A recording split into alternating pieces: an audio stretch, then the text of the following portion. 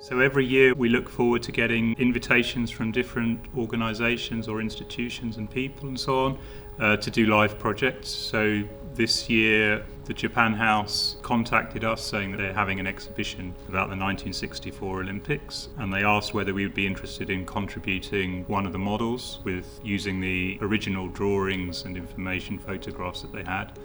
So we had conversations about that, and we had said yes, we would be very interested in helping them with that sort of large-scale 1:20 model. It's interesting to see the Japanese in the original drawings and try to interpret them into English.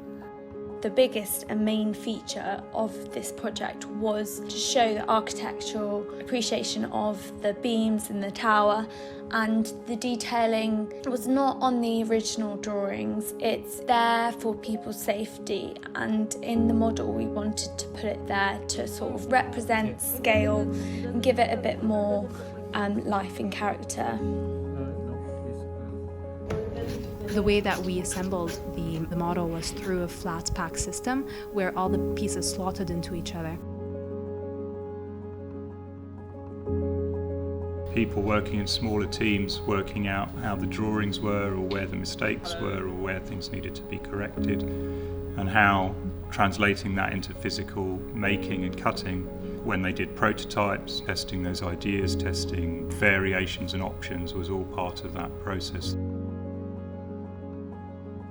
The practice has shown that this model making project was entirely challenging work. We kept on adjusting cutting angles, fixed details.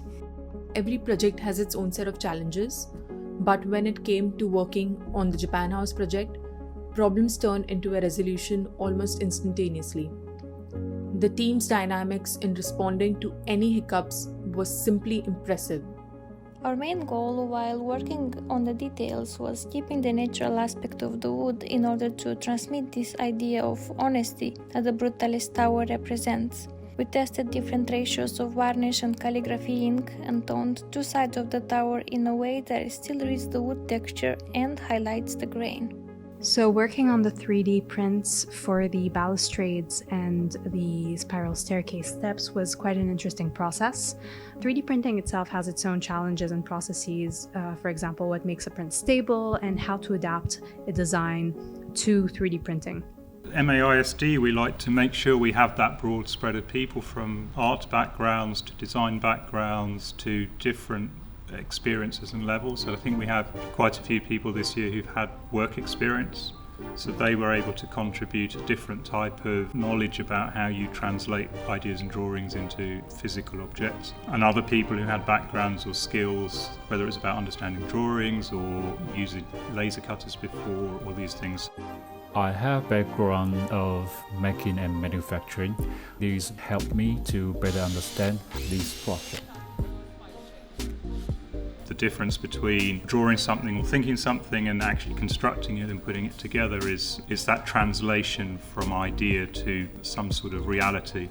And this live project and this kind of construction has all those stages in it, where from original drawing, translating it to software, laser cutting, CNC, working out details and so on, construction details, has all been part of that. Okay. Oh, nice.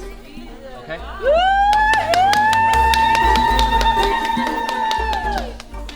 The whole team was amazing, honestly. We all had our roles, and when we needed help from each other, we just reached out, and the communication was there. That was the most important part. That's what basically made this project happen. It was an unforgettable experience for all of us. Had our own names inside the construction like an architect does, and it will be remembered forever.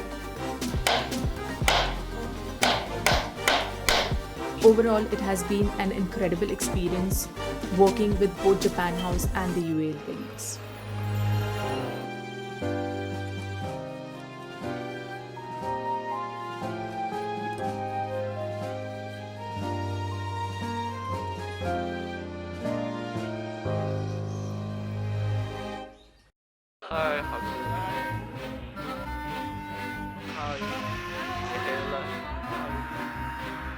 Hi.